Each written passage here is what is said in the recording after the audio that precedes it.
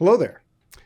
My name is Peter Alonzi. I'm a professor in the School of Data Science here at UVA, and I've been invited to speak just for a little bit about introducing blockchain, this new technology and what it's all about. I decided to title this talk Blockchain, What is it good for? I'm going to try to keep my personal bias out of the talk as much as possible, but if you get the reference in the title, then I think you can kind of see where I lean. But I put a little asterisk on that. It's more that we're early in the process of this technology. And so I'm excited to share some of the fundamental concepts. Let's go. When I talk, for those who aren't familiar, I always try to lead with a preamble, something to focus how you're thinking and transition us into this topic. So I've got a movie reference here from the 90s, from The Matrix. And if you've seen it, great. If not, I'll give you everything you need. This is a scene where a young character is going to an older character for wisdom. And they're trying to gain some understanding. And what the wise oracle says is basically, you got a lot of talent and a lot of promise, but something still hasn't clicked into place. And that's what we're going to talk about today. We're going to talk about the promise, what's possible with Bitcoin, but then about how things haven't quite locked into place. So, part one, talk about some of the technology, get into some of the technical details. Part two, work our way through examples. And then we'll look at the road ahead, talk about challenges, and leave you with some final thoughts to ponder as you leave this room. So, by way of motivating, I could pick a lot of examples from where the world of blockchain has crossed over into popular culture. There's also some confusion between blockchain and cryptocurrency. We'll talk about that in a minute.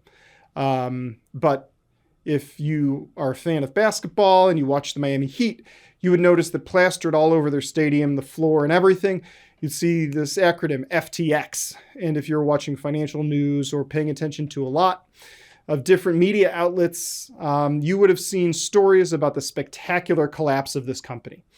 And we don't have to get into the detail of the personalities involved or anything, but we can just say this business was a cryptocurrency entity, and it was coupled highly to blockchain. And part of what we got to do is dig out of that so that you can understand why, in this case, NBA.com is writing a story about the Miami Heat terminating their relationship. You know, how does this blockchain thing lead us to a place where we see all these huge deals and them getting terminated?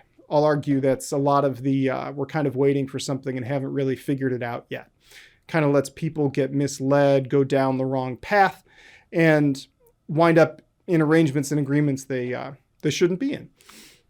So if you go on ChatGPT, great baseline to start, it will tell you blockchain is a decentralized and distributed digital ledger. It's a bit of a mouthful, and I don't think it's very useful for when you're starting to understand blockchain and trying to get a handle on it and wrap your head and put it in the right space. And what I want to do is give you a framework for how to think about this. So instead of that definition, I think this is what's very effective for someone who's new to this space. Blockchain is a form of accounting technology. That's the world it grows out of. If you're familiar with that space, you can think back to a major revolution that occurred with the introduction of so-called double-entry bookkeeping, the idea that everything has to balance. And that used a ledger as well. So there's some common DNA with this history, but now we're bringing it into a fully digital era. And that's what we're going to explore. A key place to put your focus is on trying to understand what is intrinsic to blockchain versus what is extrinsic. And by that I mean, some of the stuff associated with Bitcoin doesn't actually have anything to do with blockchain. These things all get mixed up. Bitcoin, cryptocurrency, blockchain. A great example of this is the discussion about the environmental impact and energy efficiency. You also often hear that in the space of blockchain. And that's a red herring because it's not intrinsic to the workings of blockchains. That's extrinsic. It's on the side, and it's something that comes out of it but is not essential. So, sort of to tell this story, we're going to start in 2008. That was a pretty huge year in this space. My history teacher in high school always said whenever someone is explaining the history of something and they pick a year, ask why they didn't start earlier, 10 years, 100 years, 1,000 years. You could very easily start the story of blockchain a decade earlier, 2 decades earlier with some of the mathematical advances, some of the computational advances. You could even jump all the way back to the 15th century, like I alluded to with the Venetian traders and their ledgers. But for us and where we want to start today, we're going to pick 2008 because there was a major financial collapse and it reached all the way across the globe. So this is a headline from the New York Times from 2008. Lehman files for bankruptcy. Merrill is sold. If you're not familiar with these companies, these are major financial institutions in the United States, and they had problems. It's not related to blockchain or anything like that. It's what was going on in the economic environment in 2008. Prompted subsequent action by federal governments. The United States approved a $700 billion bailout for Wall Street. You can see that was less than a month later. And, it's funny looking back. At the time, $700 billion sounded like a huge amount of money. Now the U.S. is set to borrow trillions of dollars a year just to finance our debt. And so, the scales are a little different, but put that aside. $700 billion was a massive bailout at the time.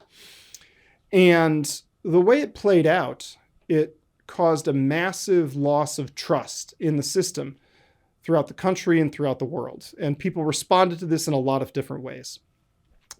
One common way people responded was through art. And you saw several movies come out. My particular favorite one is the movie The Big Short.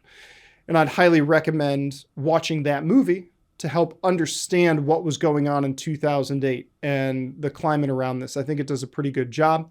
It also does a pretty good job of breaking down some of the fundamental financial pieces. However, if you're like me, you're a nerd, and you're into computers, instead of making a movie, you write a rather dry academic paper. And this is a paper that came out of that financial collapse. Bitcoin, a peer-to-peer electronic cash system.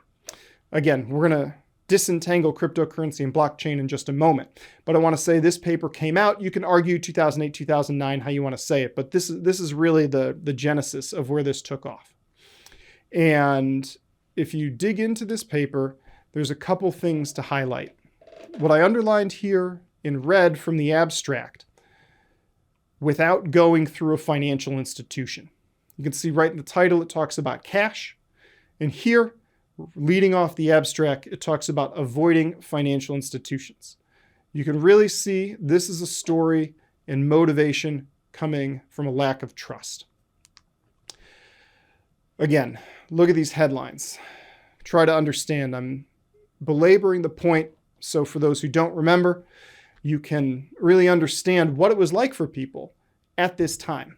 I could show stats on number of jobs lost, number of mortgages that fell apart. It was a huge impact. It caused this problem with trust in the system, and it led to Bitcoin. There's a second line in the abstract, which is a critical part of the story. And it says, hashing them into an ongoing chain. There's a lot of surrounding words, but that right there, that is blockchain. And what you'll notice, if you were to read through this whole thing, is there's sort of a separation between this piece and the whole goal of circumventing the financial system. So that's what brings us to laying in this piece of separating cryptocurrency from blockchain. First thing you have to do when trying to understand blockchain is to understand the difference and why we have two different words between cryptocurrency and blockchain. So I think the best way to understand this comes from a subsequent paper.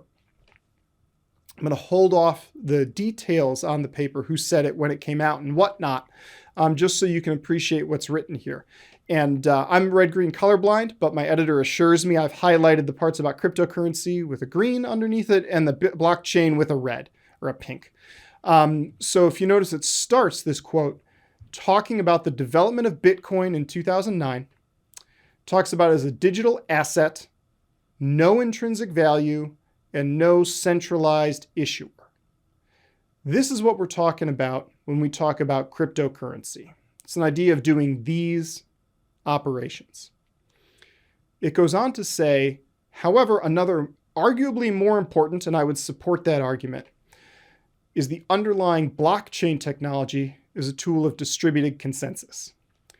In order to pull off Bitcoin, blockchain had to be fully brought into the computerized digital world and established as a functioning piece of technology. As an analogy for me, my background is in science. This is akin for me to when Newton was trying to understand how gravity worked and had to invent calculus in order to make it happen. Gravity's big, don't get me wrong. Huge advance, very exciting. But I would argue calculus is even bigger and even more fundamental, much the same way here. And that's a fair way you can think about it. We've got Bitcoin, which is this thing that was created due to lack of trust in the financial system and the goal of giving people a system that they could trust because it didn't have all of the baggage. In order to make that happen, we had to create this blockchain thing. And that's what we're going to focus on. So as we're going through this and we're thinking about what's intrinsic to blockchain versus extrinsic, think about this framework here. And I'm going to help you tie these pieces as we go. So the first piece is the idea of having a network that is distributed. There's also a piece of this that wants anyone to be involved. And so if you take a look at these two cartoons here, on the left-hand side, we have a so-called client-server model. You can see all the little desktop PCs orbiting around a central server in the middle. And whenever anything happens, they have to talk to the server. The server does all of the operations and then reports back out. On the right-hand side, we have a so-called peer-to-peer network. This is where every desktop machine is on equal footing. My computer may be fancier than yours, but as far as the network is concerned, we're all playing the same role. There is no centralized source of truth. There's no one place where people can go to and control the system. If you look at the kind of specs you need to make this run, we're talking about 7 gigabytes of hard drive, 2 gigabytes of RAM. These are things that are well within the capacity even of your cell phone these days to do. You got to have some other things. So you need good internet. You need the ability to run for a long time during the day. So a cell phone's wouldn't be optimized for this. But we're really talking about making this shift. There's a few other pieces. Algorithms, data structures, classic computer science goodies. Those are going to keep out of the conversation for the moment. We'll mention one algorithm later, but most of them we'll keep to the side. What I really want you to center on is this notion of being decentralized. If you think about those headlines and the lack of trust, it was basically because the people in the world didn't trust that central hub that all of the finance was going through. That's what led to this. So that's our first piece. Now we're actually going to start to dig through this paper, and these images are pulled straight from the paper, and I'm just going to talk you through it. So as far as an important data structure, we have the so-called blockchain itself. It's about 340 gigabytes, and it's growing. It keeps growing over time. It's been going since 2008, 2009. Again, you can quibble. And what you see here in this cartoon is you have these arrows connecting blocks. And then when you look inside of a block, you see all of these pieces. The important idea is we create this entity of a block, and then somehow we make a connection from one block to the next, such as if I look at a block, I can not tell what came in the block prior, but I can tell if what happened before was tampered with. This is sort of the key piece. That's what we mean by chaining them together. If I look at the most recent block, I have the ability to tell if anything has been tampered with. And when we use the term ledger and the ability to look back through the history of everything we record, that information in the final block will let us check that that ledger is authentic. This is what lets us distribute it everywhere. If someone makes a fake version, which we'll talk about the details of that in a bit, we can check. We also don't have to rely on one person keeping it and remembering it. It's out there in the open. Leads to complications. We'll discuss those too. We're going to dig into the details of these blocks in a moment, but there's another piece I want to mention, which is on the algorithm side. And again, we're at the high level here. We're not really digging into the weeds. What you're seeing here is a screenshot from GitHub, which is a repository that people use to store code and share it.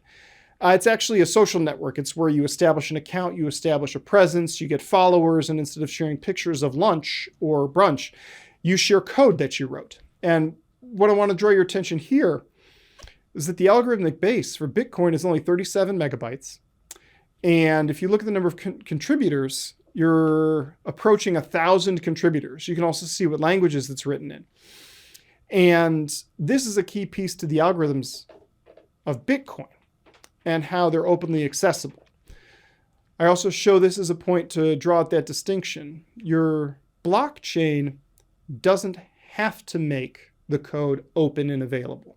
It doesn't have to have all of these contributors. That's the way Bitcoin chooses to do it because of the things that they value in trying to establish that trust. So we'll touch more on those decisions later on. Let's, now that I've shown some faces, we can go a little deeper into the technological picture. So if we zoom in on the blockchain and we pick one little piece of it, one transaction, you can see there's a lot of things going on in there. Public keys, private keys, signatures, hashes.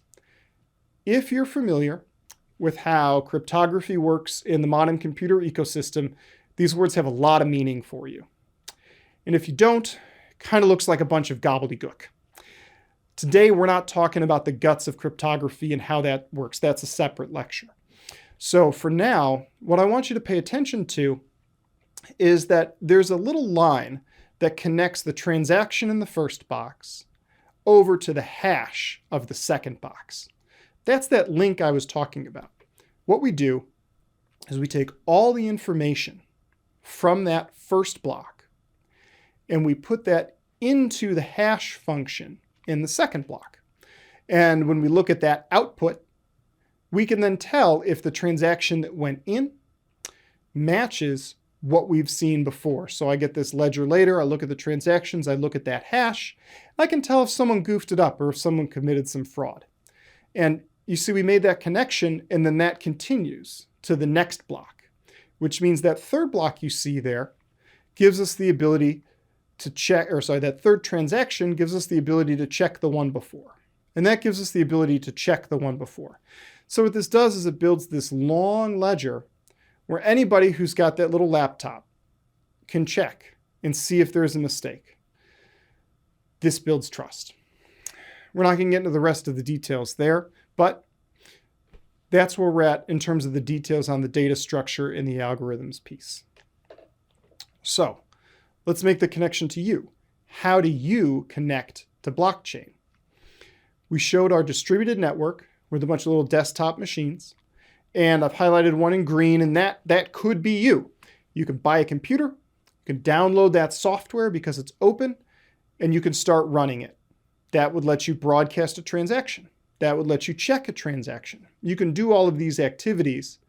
And a question that usually pops up here is, me, I'm just anybody, I can go do it. If I wanted to use, again, in the financial example, my Chase Bank, they have to certify and verify all my transactions. What's going on here? And the answer is the network does it. Anybody can broadcast anything to the network. And then the network uses those algorithms to move through the process, determine validity, and add things to the blockchain. I'm skipping some of the details of how all of these things work, and we're going to discuss one example later, but there's a lot of complicated myriad ways of getting this done. corollary of that is you could say, what if I was a bad actor? And now I've switched it to red. Again, I can't actually tell, but I'm assured it's a different color. I can buy my computer. I can connect to the network. I can run my software. And this time I can broadcast something fraudulent. Again, in the cryptocurrency example, I could say, I have all the Bitcoins or something like that. And what happens? Well, in this case, this is something where when that goes into the network, you don't have the permissions or the rights or the ability to control Bitcoins that aren't your own. That's the way the Bitcoin algorithm works. And so the network is going to shut down that transaction. And again, when you look at what's intrinsic to Bitcoin versus intrinsic to the blockchain that it runs on, the whole idea of something distributed, something broadcasting, this is blockchain. The fact that I'm talking about moving Bitcoins around and giving myself money, that's the Bitcoin part. That's the cryptocurrency part. I have some jargon at the bottom for you. There's a expression called Byzantine fault tolerance and consensus algorithm. That's the one we're going to go into some detail on, is the consensus algorithm. And we'll talk about this Byzantine fault tolerance idea. Back to the abstract of the paper, one of the things it calls out right off the top is if someone controls most of the computers, then they can overwrite the system. The jargon for this is to call it a 51% attack. If I have the majority of the nodes in the distributed network, I could take over. And the way Bitcoin started, that's certainly true. The way blockchains work, there is something that has to be done in order to gain control. The goal of decentralizing is to make that impossible to achieve. And I'll show you one way that we work on that. This is sort of the classic example you'll hear everyone talk about. Again, I said the Byzantine fault tolerance. It comes from this idea of a bunch of generals trying to attack a city. I don't think it's the greatest example, but it's part of the culture. It's what gets talked about in this space. So on the left, we have a distributed network. Again, remember, you're one of those computers. And then next to that, we have a series of generals deciding to attack a city. Again, you're now one of the generals. The catch in this little puzzle is that all the generals have to agree, and none of the generals trust each other. So we talked about trust and how there was no trust in the system, and that led to problems. This is the financial system. Now we have an example where I'm just a person with my computer and I don't even know who you are. So how can I trust you?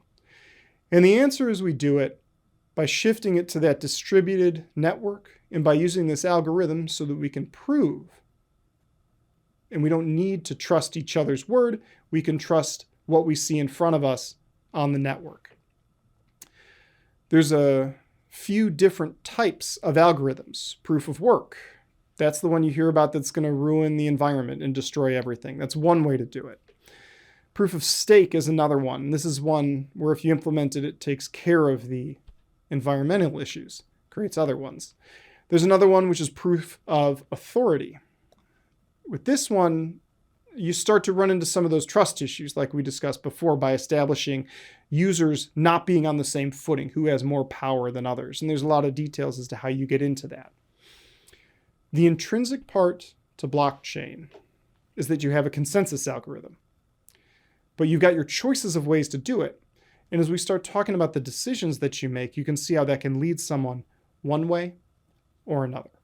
So we motivated getting into blockchain by talking about a spectacular collapse and then the specifics of Bitcoin, which led to the digital blockchain technology being developed, by talking about trust. There are other pieces too, and these are interrelated. They're not all independent. So here we've got trust. Also talk a little bit about security and transparency. So for trust, we talked about the example of the client-server model versus the peer-to-peer model, and how one of the things that does is it lets any old user join in an audit. You can check the network. You can see if something's going on, and you can contribute to that distributed responsibility of making sure that there's no fraud. But it's a choice. You could run your blockchain completely on your own computer or completely within inside the walls of your company. People use the phrase private blockchain, things like this. So there's a choice. When it comes to security, I talked about cryptography and we didn't get into the details. I also talked about Byzantine fault tolerance and the idea of how do we write our algorithms so that we can protect ourselves from attack. You have choices for how secure you want to make it. The normal trade-off people see is the more secure you make something, the less useful it becomes. And so you have to strike a balance there too. So it's not a one size fits all. You have to adjust it to what you need. And finally, there's transparency. The example we looked at from Bitcoin was the software was open source. Anybody can get in and they can take a look and they can read what's going on. But you also have choices. Do you make the ledger publicly available or not? That's if your data set's open. Another one is the network. You could simply prohibit people from joining your network. And that's another choice you have about transparency and openness.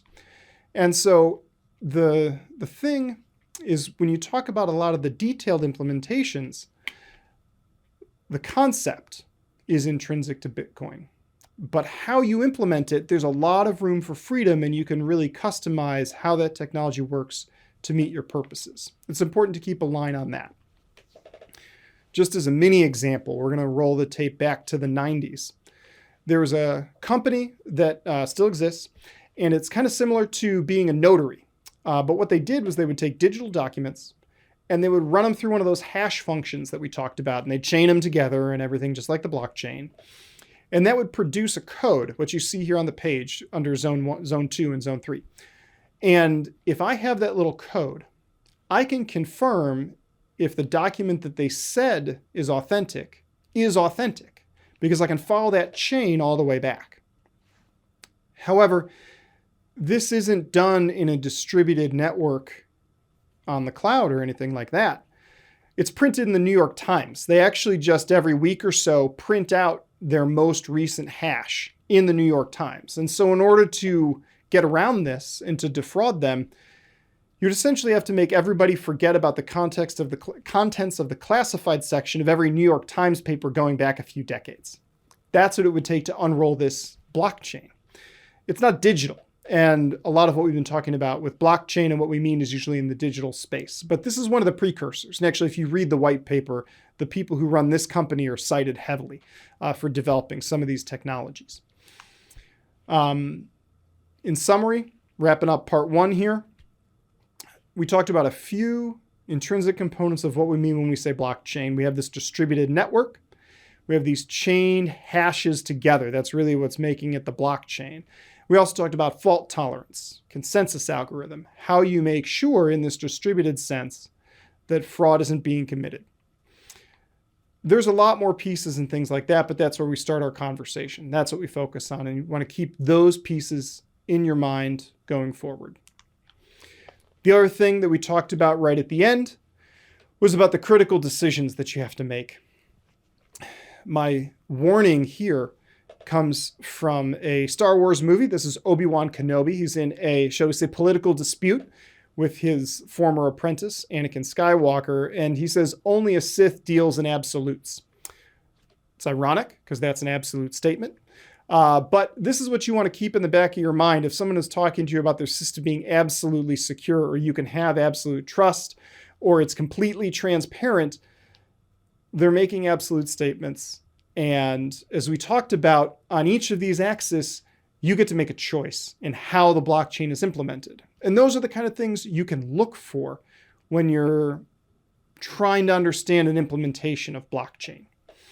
So these are sort of the core pieces and laying out the details for the framework to think about how blockchain works. Part 2, what comes next?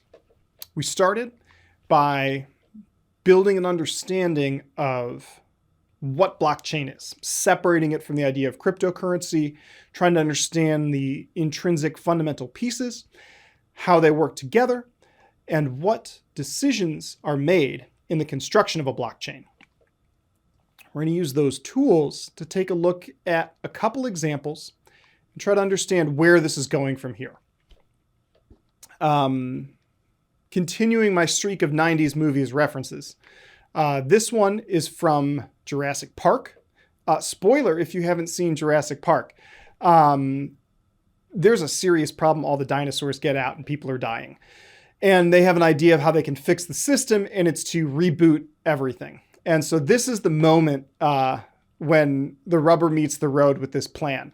And so here you have the lead scientist saying, "Hold on to your butts," as we're about to throw the main switch. So hold on to your butts.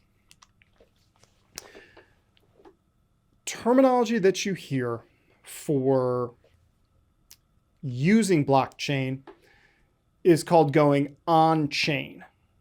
And for me, I think a fair way to think about it is the phrase, "it's in the cloud."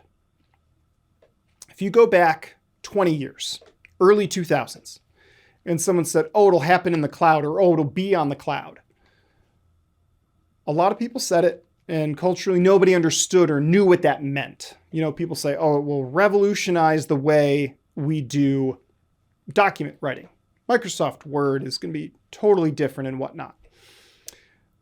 Sure, the software of Microsoft Word is continuing to evolve and things like this.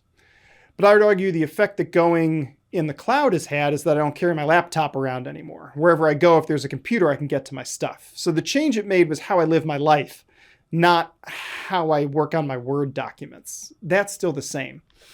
And so when you hear this, it'll be on chain, and you think about what it used to mean to say it'll be in the cloud versus now how we're all used to being on the cloud. It doesn't necessarily mean what you're going to do is different. There's often something else around the way in your life that operates differently. So, a cartoon, sort of to frame your mind, back to the Matrix. This is a cryptocurrency example. Cryptocurrency, dealing with money, finance, etc. Up in the top panel, again, we have the naive young person. On the bottom, we have the older wise person. And they say up top, so you're telling me someday I can sell this Bitcoin and I can get rich and I can have tons of dollars. And then for the person who's fully on chain, who's fully bought into it, below the line, they say, "No, what I'm trying to tell you is you won't need dollars anymore. The Bitcoin, the thing that's on chain, will be what you need." And if someone is trying to sell you down this line, you kind of got to watch your wallet. As I said, I don't do my Microsoft Word documents any differently. What's different is I don't have to carry my laptop around with me. Much the same way, as we're moving everything into the cloud and how that changes our life. If, for example, something like this were to happen with going on chain, I don't think we're going to get rid of money. I think what's going to change is how we move the money around and how we carry the money, if you'll permit me a little leeway there. So, with that in mind, and thinking about the nebulousness of understanding what it meant to be on cloud versus how now it makes sense, let's take a look at some examples. Let's think about being on the chain and letting that be nebulous and not make sense and not worry too much. So, that quote I mentioned earlier about Bitcoin coming out, but more importantly, blockchain being developed digitally, that came from the person who created Ethereum, which is another one of these cryptocurrencies. But it's from the next generation, and it's using the blockchain to do more things and more different things. I got some pieces of the paper pulled out there, but the thing you really want to focus on is the last line. What Bitcoin blockchain lets you do was you could store a message. I gave someone $10 or Bitcoin. What this Ethereum blockchain is trying to do is store an algorithm. And if you think about it, if I write a message, it's not a huge leap to writing a set of instructions for a computer to follow, which is what an algorithm is. There's a lot of technical pieces that you have to overcome, much more complicated, but they sort of cracked that puzzle and figured out a way to store algorithms in this blockchain sense. If you think about what that means Again, on the intrinsic versus extrinsic framework, things like immutability. Once that algorithm is on the chain, it can't change. And I can check to see if you changed it. And this has interesting things. Think about a common pattern you'll see when using a website and how when you go to it tomorrow, it'll look different because the company is trying to test on you and collect your data and make more money for themselves. Think about how you establish a pattern. The classic example is people were using overhead projectors and they had remote controls to turn them on, turn them off, change the brightness. And then the company rewrote the software and uploaded the software to the projector so that the remote control didn't work anymore, so that you had to buy a new projector. This is called algorithmic bricking. It's where you use your control of the software to break something that someone paid a lot of money for. If your algorithm's on the blockchain, that's not possible. Blockchain's not the only way to do it. You could publish it openly and get it out there, kind of like those New York Times guys who put it in every issue of the New York Times going back decades. But I think you get the idea. This is a way that's digitally native and distributed to put an algorithm on the blockchain. Okay, so what? Kind of give you a little example there. We have our features that we talked about, trust, security, and we have these things I should have called more attention to it, but they're called dApps or digital applications, and they're running on chain, which has about as much meaning as in the cloud.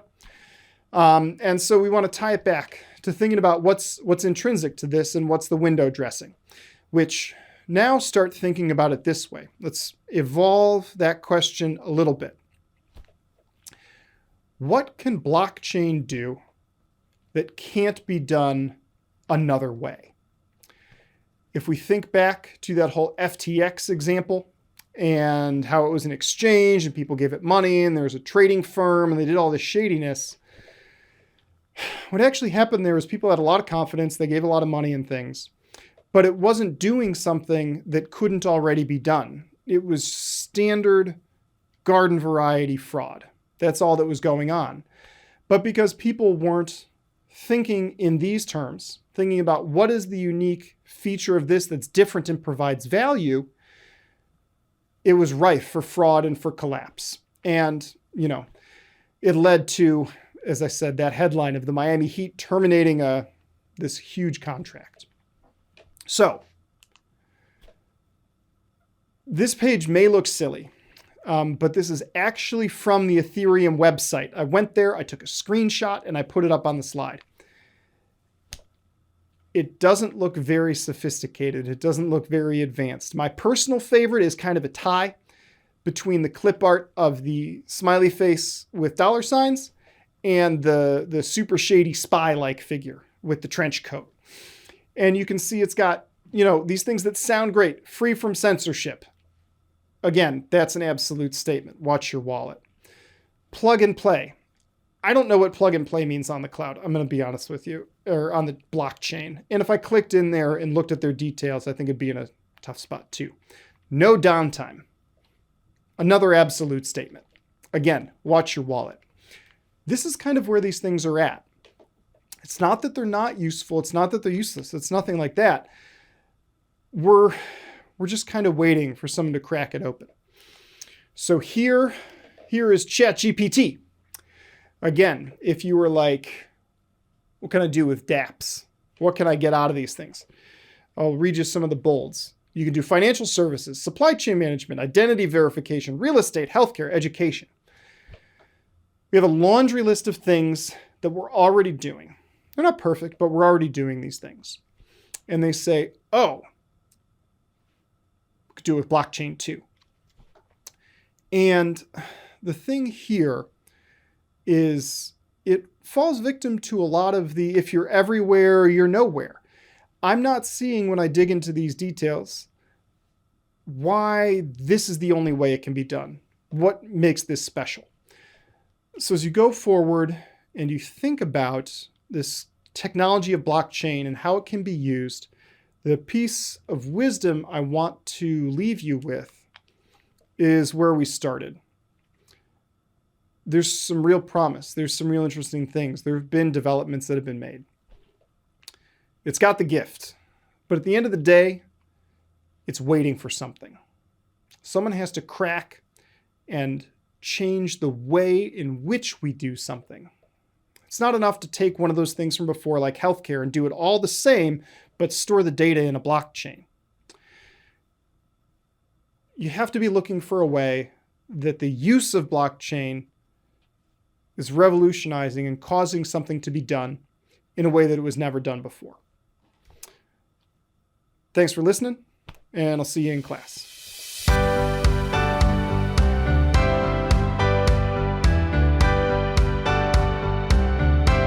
A lot of people ask about regulation. Regulation's about cryptocurrency, not about blockchain. So this is something a lot of people goof up.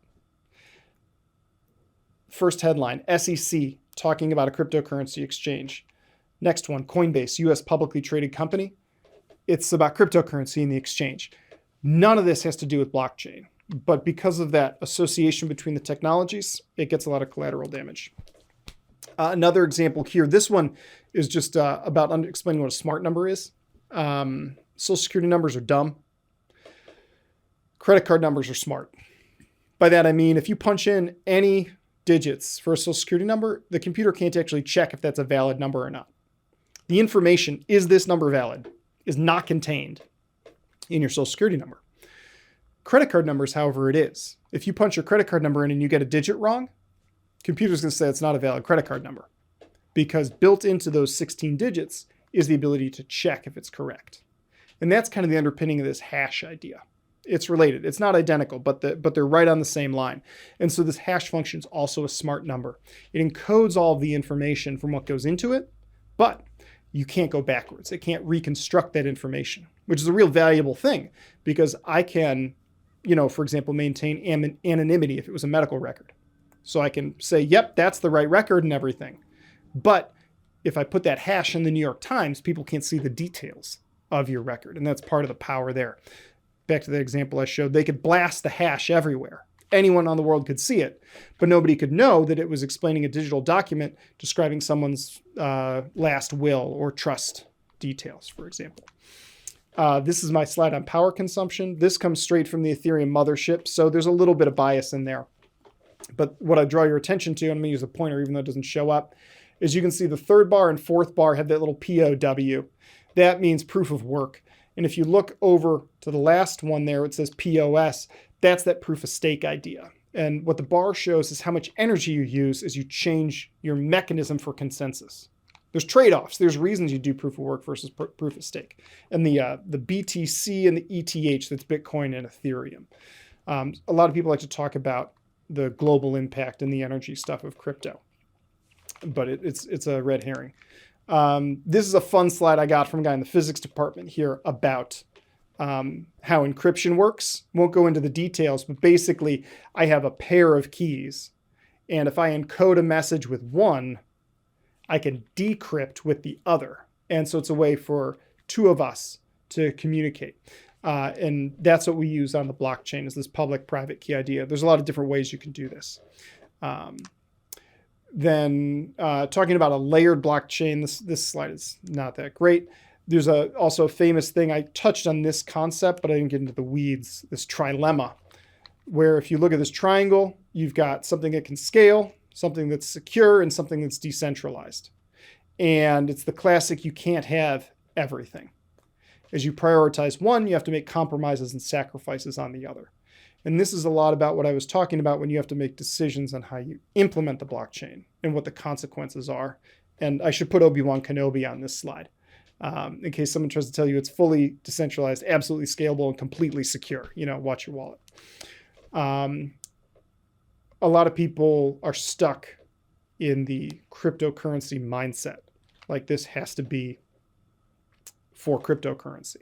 So they assess the merits of blockchain based on the merits of what it can do for cryptocurrency, which again, we need to break that link if you want to understand blockchain.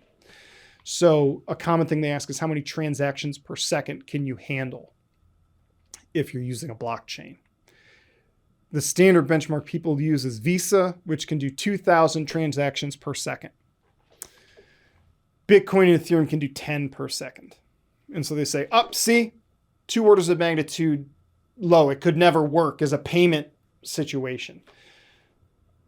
that may or may not be a valid argument for cryptocurrency, but we're talking about blockchain, and they're different.